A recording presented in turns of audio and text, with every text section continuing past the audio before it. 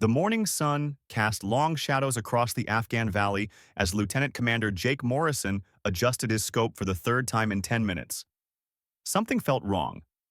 The enemy positions they had been tracking for weeks had gone completely silent, and in his 12 years as a Navy SEAL, Morrison knew that silence in hostile territory usually meant one of two things. Either the enemy had abandoned their position, or they were planning something big.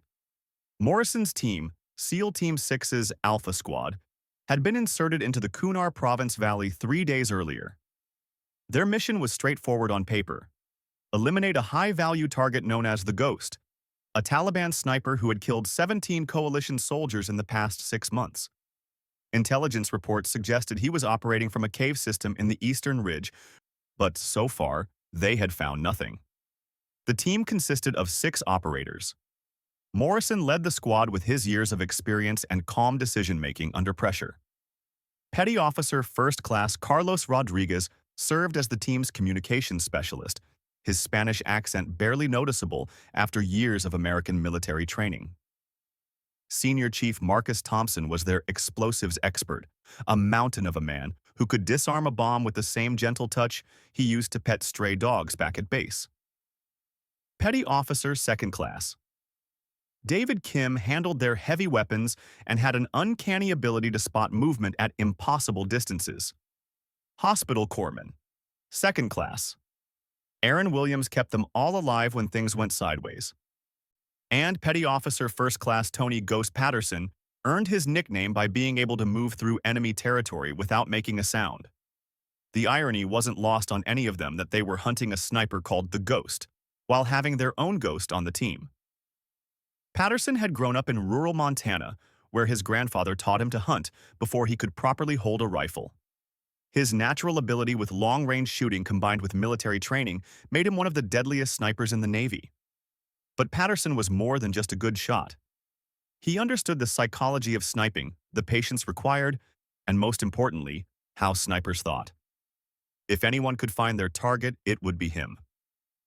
"Lieutenant Commander," Rodriguez whispered into his radio, "we're getting chatter on enemy frequencies. They're speaking in code, but it sounds like they're preparing for something." Morrison lowered his binoculars and studied the terrain ahead. The valley stretched for nearly 2 miles, with rocky outcroppings providing perfect hiding spots for enemy fighters. The river running through the center created a natural barrier, but it also provided cover for anyone brave enough or skilled enough to use it. "What kind of preparations?" Morrison asked. Rodriguez listened for another moment, his trained ear picking up subtle changes in tone and urgency. "Hard to tell, sir, but they keep mentioning the American hunters and something about when the sun reaches the center. That's about 2 hours from now." Thompson shifted his position behind a large boulder, his massive frame somehow finding comfort in the rocky terrain. "Could be an ambush. They might know we're here." Kim, scanning the opposite ridge through his scope, paused. "Movement on the eastern slope, 300 meters up from the river. Looks like 2, maybe 3 fighters." Morrison immediately focused his attention on Kim's target area. Through his scope, he could see the faint outline of armed figures moving between rocks. They were being careful, but not careful enough to avoid detection by trained SEALs. "I see them," Morrison confirmed, "but something's not right. They're moving too openly, almost like they want to be seen." Patterson, who had been silent for the past hour, suddenly spoke up. "It's a distraction. Our target isn't up there." "How can you be sure?" Williams asked, checking his medical kit for the 100th time that morning. "Because that's what I would do," Patterson replied. "Create a distraction. Draw the hunter's attention to the obvious position while setting up somewhere completely unexpected." Morrison considered this. Patterson's insights had saved their lives on more than one previous mission. The young sniper seemed to have an instinct for understanding how other marksmen operated. "Where would you set up?" Morrison asked. Patterson studied the terrain for several long minutes, his eyes moving systematically across every possible shooting position. "The river," he finally said. "Everyone expects snipers to take high ground for better visibility and range. But in this valley, the river provides concealment, multiple escape routes, and if you're good enough, you can get close to your targets. The river's at least 600 meters from here, Kim pointed out. That's a difficult shot, especially with water movement affecting stability. Not if you know what you're doing, Patterson replied. And from everything we've heard about this guy, he definitely knows what he's doing. Rodriguez suddenly held up his hand for silence. New voices were coming through his intercepted radio frequencies. He listened intently, his face growing more concerned with each passing second. They're talking about the river snake being in position, Rodriguez reported. And they're counting down to something. Sounds like 15 minutes. Morrison felt the familiar tightness in his chest that came before intense combat. In 15 minutes, either his team would successfully complete their mission, or they would find themselves fighting for their lives against an enemy who had chosen the time and place for battle. New plan, Morrison announced. We're going to give them what they expect. Kim and Thompson, you two are going to engage those fighters on the eastern ridge. Make some noise. Keep their attention. Rodriguez, get on the radio to command and request immediate air support, but tell them to hold back unless we call for it. Williams, stay with Rodriguez and be ready to treat casualties. What about Patterson and me? Morrison asked himself aloud, then answered his own question. We're going hunting. Patterson nodded, already understanding the plan without needing further explanation. While the rest of the team created a distraction and engaged the obvious enemy positions, he and Morrison would hunt for the real threat. The two SEALs began moving toward the river, using every piece of cover the rocky terrain provided. Morrison led the way, his experience showing in how he read the landscape and chose their route. Patterson followed, his rifle ready and his eyes constantly scanning for any sign of their target. As they moved, the sound of gunfire erupted behind them. Kim and Thompson had engaged the enemy fighters on the ridge, just as planned. The sharp crack of rifle fire echoed through the valley, punctuated by the heavier boom of Thompson's M240 machine gun. Contact, contact, Kim's voice came through their radio. Multiple fighters on the eastern ridge. We're taking light fire, nothing we can't handle. Morrison and Patterson continued their careful advance toward the river. The sound of rushing water grew louder as they approached. And Morrison realized that Patterson had been right about one thing. The noise of the river would mask any sounds a sniper might make while repositioning. They reached the riverbank and took cover behind a fallen tree. The water was moving fast, swollen from recent rains in the mountains. Morrison studied the opposite bank through his scope, looking for any sign of their target. There, Patterson whispered, pointing to a spot about 200 meters downstream. See that pile of driftwood? It's too perfectly arranged. Someone built that. Morrison focused his scope on the indicated position. At first, he saw nothing unusual, just a natural-looking accumulation of branches and debris that the river had deposited against the bank. But as he studied it more carefully, he began to see what Patterson had noticed. The arrangement was too neat, too strategically positioned to provide both concealment and a clear field of fire back toward their original position. I see it, Morrison confirmed, but I don't see a shooter. He's there, Patterson said with certainty. Probably completely submerged except for his rifle and scope. That's why we couldn't find him on thermal imaging. The water temperature masks his heat signature. The gunfire behind them intensified as more enemy fighters joined the battle on the ridge. Morrison could hear Rodriguez calling out enemy positions and coordinating their team's response. But his attention remained focused on the pile of driftwood that might conceal one of the most dangerous snipers in Afghanistan. How do we confirm he's there without exposing ourselves? Morrison asked. Patterson was quiet for a moment, thinking through their options. We need to make him think he has a shot at one of us. Force him to reveal his position. That's a hell of a risk. Everything we do out here is a hell of a risk, Patterson replied. But I've got an idea. Give me your helmet. Morrison looked at his teammate with confusion but handed over his Kevlar helmet. Patterson attached it to a long stick he found near the riverbank, then carefully began to raise it above their cover. If he's there, he'll take the shot, Patterson explained. Most snipers can't resist what looks like an easy target, especially if they think it's a commanding officer. They waited, the helmet visible above the fallen tree, moving slightly as if Morrison were trying to observe the enemy position. For nearly a minute, nothing happened. Then, without warning, the helmet exploded as a high-velocity round tore through it. There, Morrison shouted, immediately spotting the muzzle flash from within the driftwood pile. I've got eyes on the shooter. But even as Morrison lined up his shot, the enemy sniper was already moving.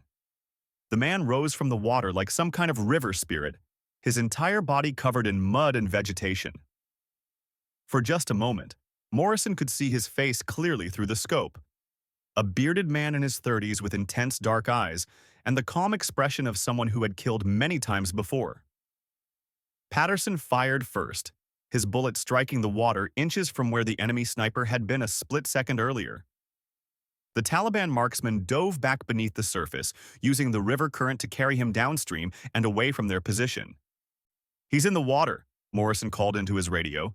Target is mobile, moving downstream in the river. Copy that, came Kim's reply. We're pinned down up here, can't pursue. Morrison and Patterson began moving along the riverbank, trying to keep pace with the current and spot where their target might emerge. The enemy sniper was clearly experienced in water operations, staying submerged for impossibly long periods and only surfacing for quick breaths before disappearing again. This guy's not just a sniper, Patterson observed as they jogged along the rocky shore.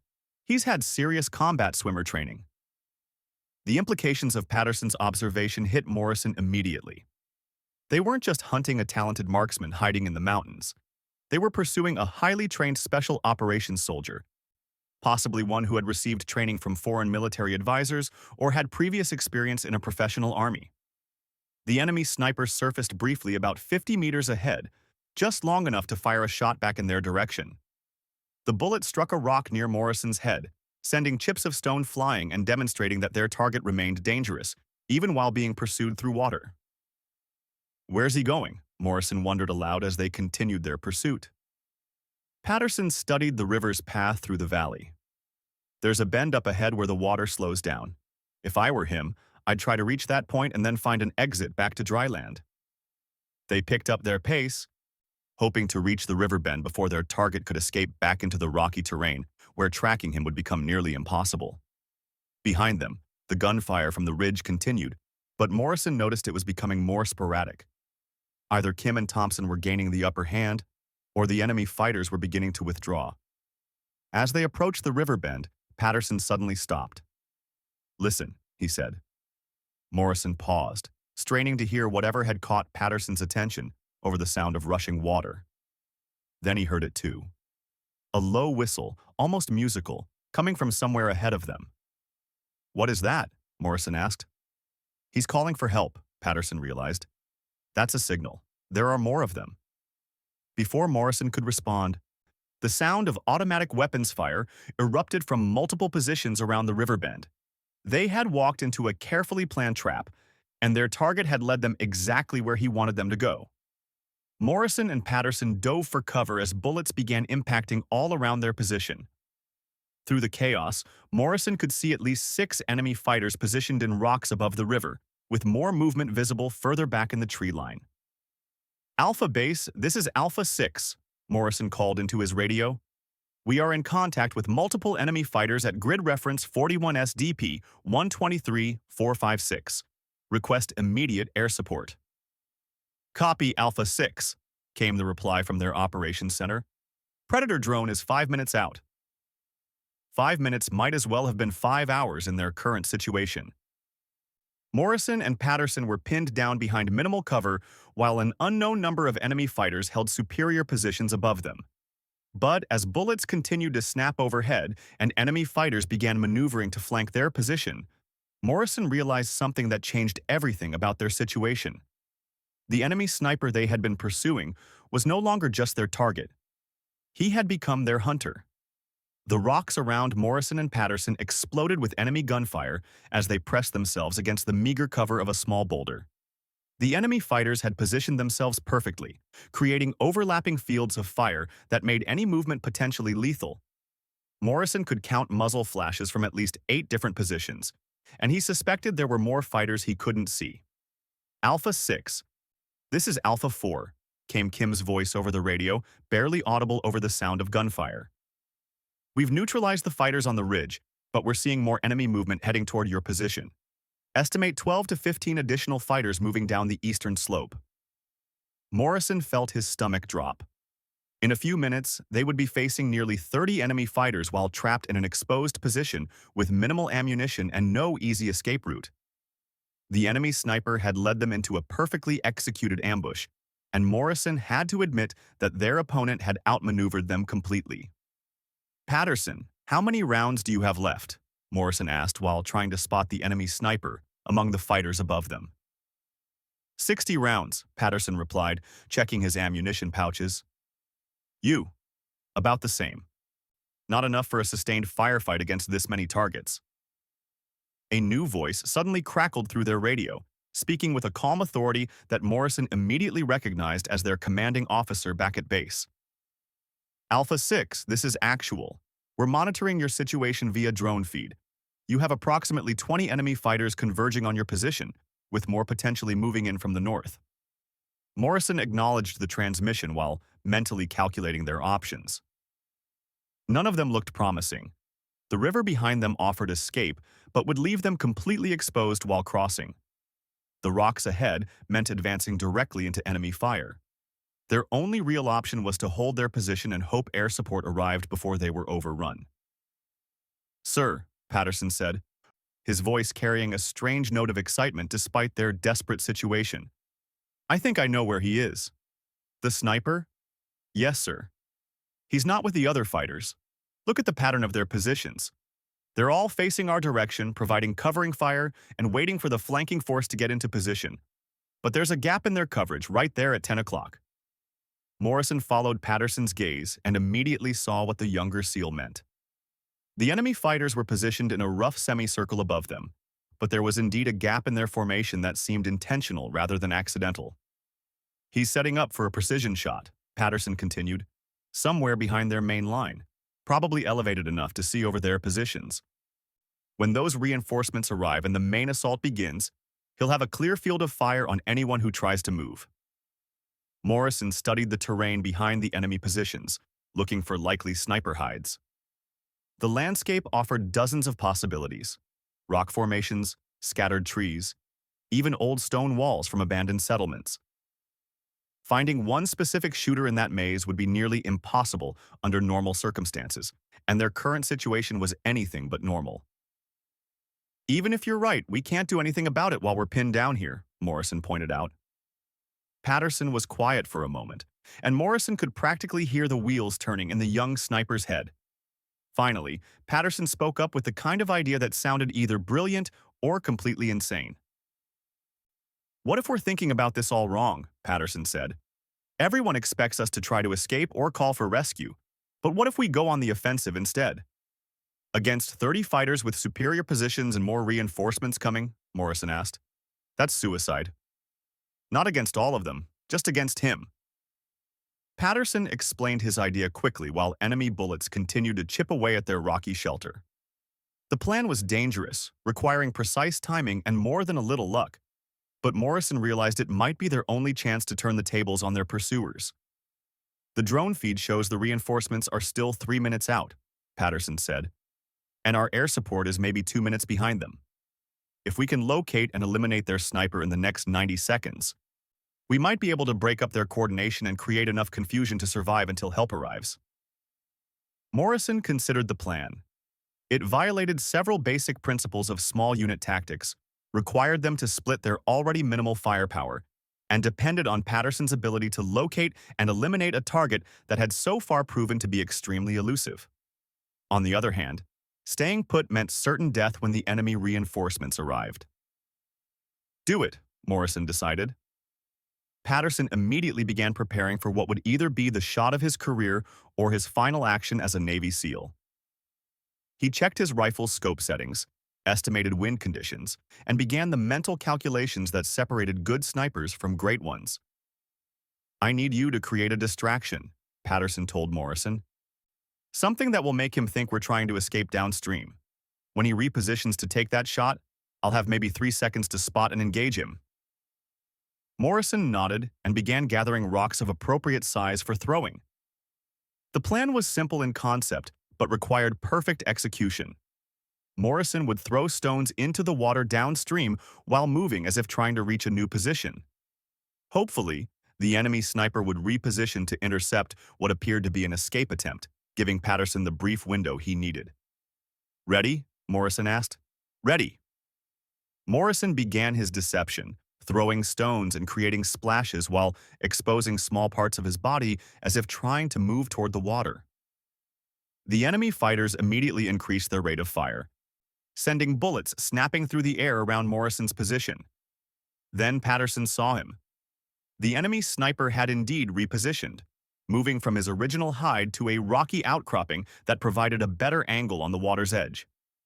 For just a moment, Patterson could see the man's profile through his scope, as the Taliban marksman lined up his shot on what he believed was Morrison's exposed position. Patterson's training took over. He controlled his breathing, adjusted for the estimated range and wind conditions, and gently squeezed his trigger. The rifle bucked against his shoulder, and through his scope, he saw the enemy sniper jerk backward and disappear behind the rocks. "Target down," Patterson reported, but even as he spoke, he realized their situation had only marginally improved. The other enemy fighters were still in position, and the sound of approaching reinforcements was growing louder. "Good shot," Morrison acknowledged, "but we're still pinned down with a lot of angry fighters who just saw their best shooter get eliminated." Indeed, the enemy fighters had increased their rate of fire dramatically, and Morrison could hear shouting in Pashto as they coordinated their next move. Without their sniper to provide precision fire support, the enemy fighters would probably try to assault their position directly rather than wait for the flanking force to arrive. "Alpha 6, this is Predator 1-7, came a new voice over their radio. "I have eyes on your position and multiple enemy fighters. Recommend you mark your position with smoke and take cover. Engaging enemy positions in 30 seconds. Morrison quickly pulled a smoke grenade from his gear and threw it as far from their position as possible. The purple smoke would clearly mark their location for the drone operator while providing some concealment from enemy observation. "Smoke out, danger close," Morrison called into his radio. The Predator drone's Hellfire missile struck the largest concentration of enemy fighters with devastating effect. The explosion echoed through the valley, and Morrison could see bodies and debris flying through the air. But even as the dust settled, he could still see movement from surviving enemy positions. "Multiple targets neutralized," came the drone operator's calm voice, still showing active enemy movement. "Stand by for second engagement." The second missile struck a cluster of rocks where several enemy fighters had taken cover. This time, the explosion seemed to break the enemy's will to continue the fight. Morrison could see surviving fighters beginning to withdraw, abandoning their positions and moving away from the river. "Enemy forces withdrawing," the drone operator reported. "No immediate threat to your position." Morrison and Patterson emerged from their cover cautiously, weapons ready in case any enemy fighters remained hidden nearby. The rocky area that had been full of muzzle flashes and enemy movement just minutes earlier was now eerily quiet except for the sound of the river and the distant drone of aircraft engines. "Alpha 4, this is Alpha 6, Morrison called into his radio. "Enemy forces neutralized at our location. What's your status?" "All clear here," Kim responded. "No enemy movement on the ridge. We're moving to link up with your position." As they waited for the rest of their team to arrive, Morrison and Patterson carefully approached the rocky outcropping where the enemy sniper had been positioned. They found him exactly where Patterson had said he would be. A bearded man in his 30s wearing a mixture of military and civilian clothing, with a high-quality rifle and scope that definitely hadn't come from a local weapons market. "Look at this," Patterson said, examining the dead sniper's equipment. "This rifle is Russian-made, but it's been modified with American optics and a custom trigger system. This guy had access to some serious equipment." Morrison studied the sniper's face and clothing, looking for anything that might identify him or indicate his background. The man's boots were military issue, but the uniform was a mixture of different countries' equipment. His rifle bore no identifying marks, and he carried no identification documents. "Professional military training," Morrison concluded. "Possibly foreign special forces. Definitely not just a local fighter who learned to shoot hunting in the mountains." The implications were significant. If foreign military advisors were training Taliban snipers to this level of proficiency, it meant the nature of the conflict was evolving in dangerous ways. This wasn't just about local insurgents anymore. It was about professionally trained soldiers using advanced tactics and equipment. Kim, Thompson, Rodriguez, and Williams arrived at Morrison and Patterson's position 20 minutes later, having carefully cleared the route for any remaining enemy fighters. The team gathered around the dead sniper's position to examine the evidence and plan their next move. Command is going to want a full report on this guy's equipment and training level, Rodriguez observed, photographing the sniper's rifle and gear. This isn't the kind of modification work you see from local gunsmiths. Thompson was examining the sniper's position and the surrounding area. He had this whole thing planned out, Thompson said. Look at this hide. He's got multiple firing positions, escape routes, even cached ammunition and water. This wasn't a hasty ambush. This was a prepared battle position. Williams, who had been checking the area for wounded enemy fighters, called out from behind a cluster of rocks.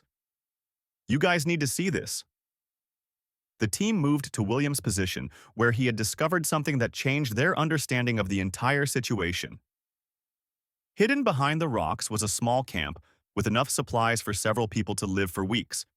Food, ammunition, communications equipment, and most importantly, maps with detailed markings showing coalition patrol routes and base locations. He wasn't just here to hunt us, Morrison realized. This was an intelligence-gathering operation. He's been watching our movements for weeks, maybe months, mapping our patterns and identifying targets. Patterson studied the maps more closely. These markings show our patrol routes from the past month. He knew exactly where we would be and when we would be there. The whole sniper hunt was just a bonus. His real mission was intelligence collection.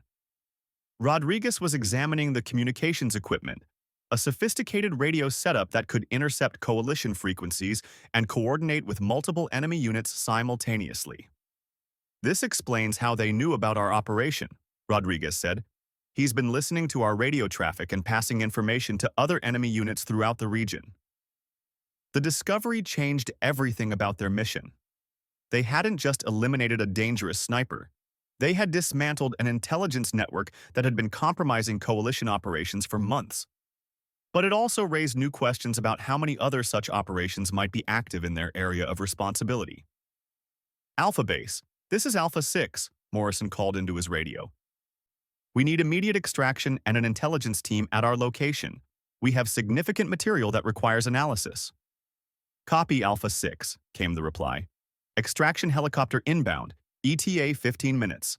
Intelligence team will meet you back at base. As they waited for extraction, the team continued examining the enemy sniper's camp and equipment. Each new discovery painted a picture of a sophisticated operation that went far beyond anything they had expected to encounter. But Patterson couldn't shake the feeling that something was still wrong. He studied the sniper's position one more time, examining the angles and sightlines from the rocky outcropping. Sir, Patterson said to Morrison, I think we need to consider the possibility that this guy wasn't working alone. What do you mean? Patterson pointed to different positions around the valley. Look at the map markings and then look at the terrain. This position is perfect for observing and engaging targets in the center of the valley, but it doesn't provide good coverage for the northern approach routes. If I were setting up a comprehensive intelligence operation, I'd want multiple observation posts. Morrison followed Patterson's reasoning and felt a chill run down his spine. If there were other snipers and intelligence-gathering positions in the area, they might have just stumbled onto something much larger than a single enemy operation. How many positions are we talking about? Morrison asked. Patterson studied the maps and terrain carefully. Based on these markings and the geography, I'd say at least 3, possibly 5 different positions would be needed to provide complete coverage of coalition movements through this valley. The sound of approaching helicopter rotors interrupted their discussion, but Morrison knew that their mission was far from over. In fact, it might just be beginning. The helicopter extraction brought Morrison's team back to forward operating base Chapman as the sun was setting over the Afghan mountains. The intelligence materials they had recovered from the sniper's position were immediately rushed to the base intelligence center, where analysts began the painstaking work of translating documents and examining maps. Morrison sat in the debriefing room 3 hours later, watching as Major Sarah Chen, the base intelligence officer, spread photographs and translated documents across the table. What she had discovered in those few hours was more disturbing than anything Morrison had expected. Your sniper wasn't just gathering intelligence, Major Chen began, her voice carrying the weight of serious implications. He was coordinating a network of at least 6 different observation posts throughout the Kunar Valley. These positions have been tracking coalition movements for approximately 4 months. She pointed to different locations on a large map of their operational area. We've identified probable sniper hides here, here, and here. Each position provides overlapping coverage of major patrol routes, landing zones, and supply convoys. They've been building a complete picture of our operational patterns. Patterson leaned forward, studying the map. How many coalition casualties can we attribute to this network? Major Chen's expression grew grim. Based on the dates and locations marked on their maps, probably 17 killed and 34 wounded over the past 4 months. They've been systematically targeting our predictable movements. The room fell silent as the implications sank in. Morrison realized they had been unknowingly walking into prepared ambush sites for months, with enemy snipers who knew exactly when and where coalition forces would appear. "What about the equipment we recovered?" Thompson asked. "Any indication of where it came from?" "That's where this gets really interesting," Major Chen replied, pulling out photographs of the sniper's rifle and radio equipment. The rifle is Russian-made, but the modifications were done by someone with advanced gunsmithing skills. The radio equipment includes components that are only available to military forces, not civilian markets. She paused, organizing her thoughts before delivering what Morrison suspected was the most important information. "We've also identified the sniper," Major Chen continued, placing a photograph on the table. His name was Ahmad Nazir, formerly a captain in the Pakistani Special Services Group. He disappeared from Pakistani military custody 8 months ago during a prisoner transport, allegedly killed in an escape attempt. Morrison studied the photograph. It showed the same man they had killed by the river, but in this image he was wearing the uniform of an elite Pakistani military unit, with decorations indicating extensive combat experience. "So, we're not just dealing with Taliban fighters anymore," Rodriguez observed. "We're dealing with trained military professionals." "It gets worse," Major Chen said. "Nazir's former unit specialized in mountain warfare and long-range reconnaissance. They've trained with American Special Operations Forces during joint counterterrorism operations. He knew our tactics because he learned them from us." Patterson absorbed this information while studying the map of identified sniper positions. Something about the pattern bothered him, but he couldn't immediately identify what was wrong. "Major," Patterson said, "these positions provide good coverage for observing our movements, but they're not positioned for maximum effectiveness in actual combat." It's almost like they were more concerned with gathering intelligence than killing coalition forces. Major Chen nodded approvingly. "Very good observation. We think this network was part of a larger intelligence operation designed to map our operational patterns for a major attack. The sniper kills were probably intended to make us think we were dealing with isolated incidents rather than coordinated intelligence gathering." Morrison felt pieces of a larger puzzle clicking into place. "When is this major attack supposed to happen?" "We don't know," Major Chen admitted, "but based on the level of preparation and the intelligence they've gathered, it could be very soon, possibly within days." The briefing was interrupted by a knock on the door. A young corporal entered and handed Major Chen a message. She read it quickly, and Morrison watched her expression change from concern to alarm. "We just received reports of coordinated attacks on 3 different coalition outposts," Major Chen announced. All 3 attacks began within minutes of each other, and all 3 targeted exactly the defensive positions and response routes that this intelligence network would have identified. Morrison stood up immediately. "What kind of casualties?" "Still coming in, but early reports suggest heavy fighting at all 3 locations. Phoebe Blessing, Combat Outpost Keating, and Firebase Rhino are all under simultaneous assault by large enemy forces." Patterson was studying the map again, and suddenly he understood what had been bothering him about the sniper positions. "Sir, I think I know where they're going to hit next." Everyone in the room turned to look at Patterson, who was pointing at a location on the map that hadn't been marked by the enemy intelligence network. "They didn't have an observation post watching Chapman," Patterson explained. Every other major coalition base in the valley was being watched, but not this one. That's not because it wasn't important.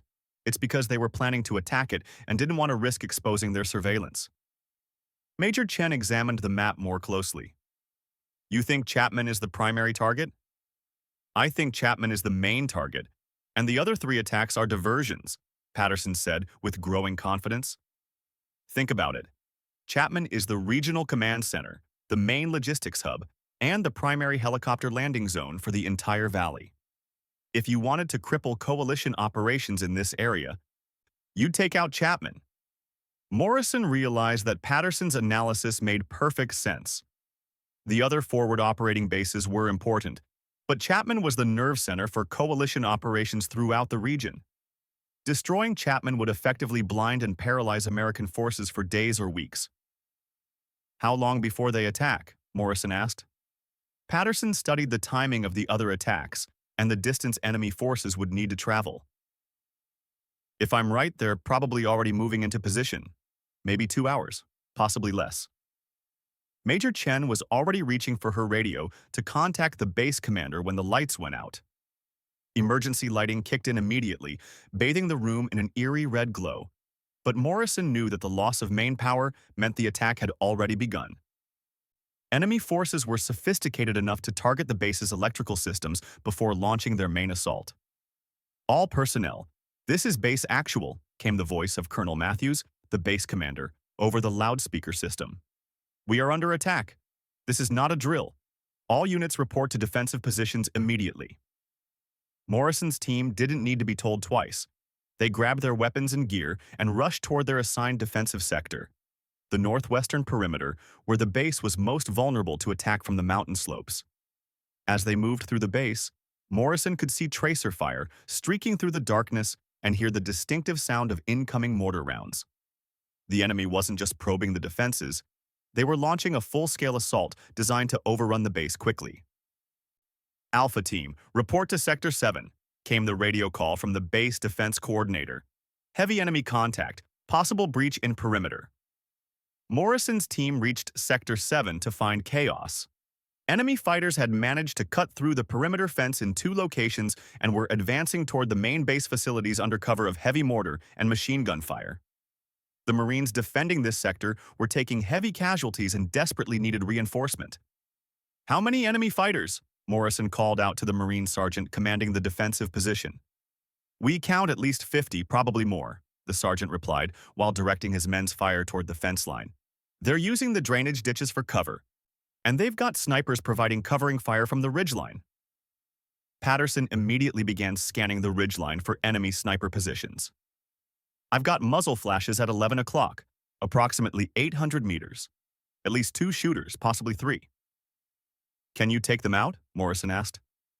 Not from here. I need elevation and a stable firing position. Morrison quickly assessed their tactical situation. The Marines were holding their ground but couldn't advance to seal the breach in the perimeter while enemy snipers were providing covering fire. Meanwhile, more enemy fighters were probably moving through the darkness to exploit the breach. New plan, Morrison announced. Kim and Thompson, you're staying here to help the Marines hold this position. Rodriguez and Williams, you're coming with Patterson and me. We're going to take out those snipers. The 2 groups split up, with Kim and Thompson immediately joining the firefight at the perimeter, while Morrison's smaller team began moving toward the base's communications tower, the highest point that would provide Patterson with the elevation he needed. As they moved through the base, Morrison could see that the attack was larger and more coordinated than anything the coalition had faced in this region.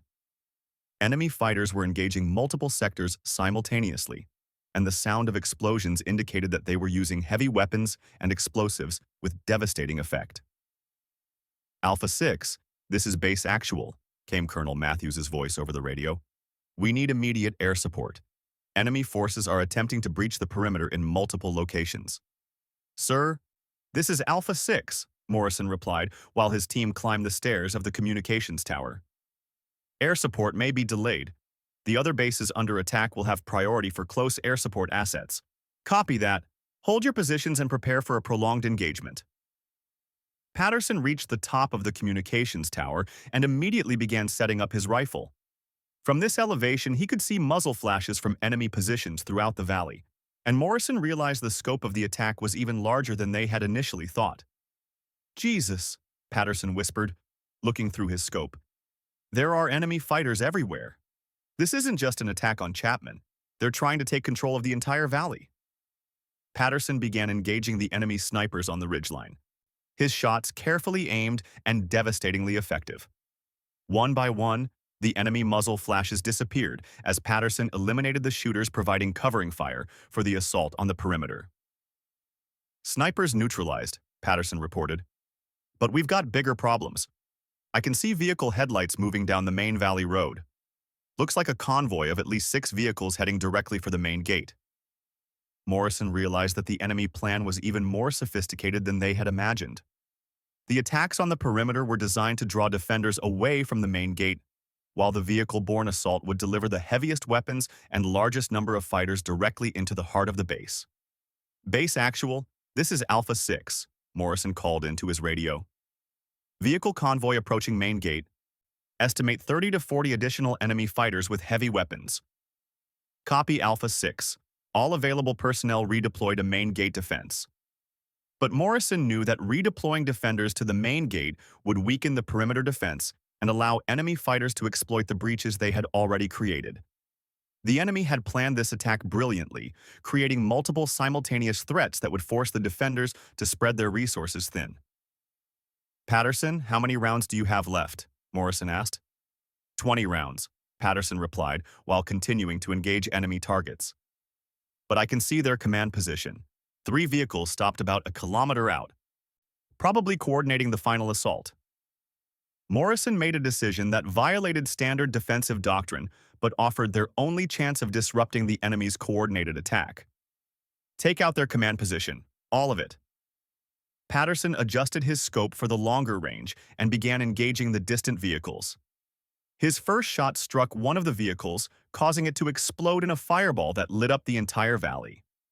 The explosion was followed by secondary detonations that indicated the vehicle had been carrying explosives or ammunition.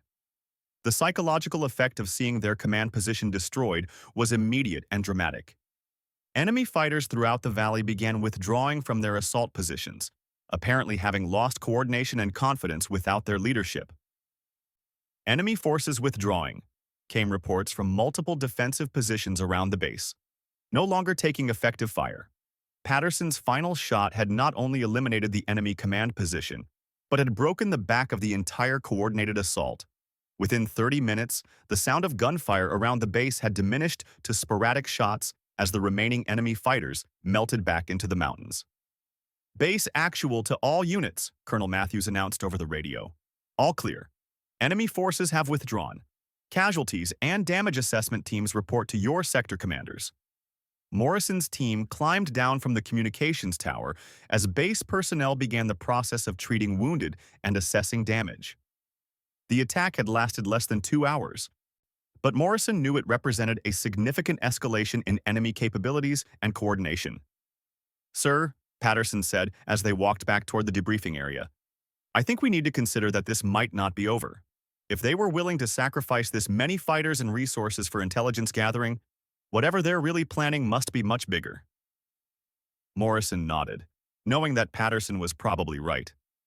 The intelligence network they had discovered and the coordinated attack they had just survived were likely just the beginning of a larger enemy operation designed to drive coalition forces out of the valley entirely.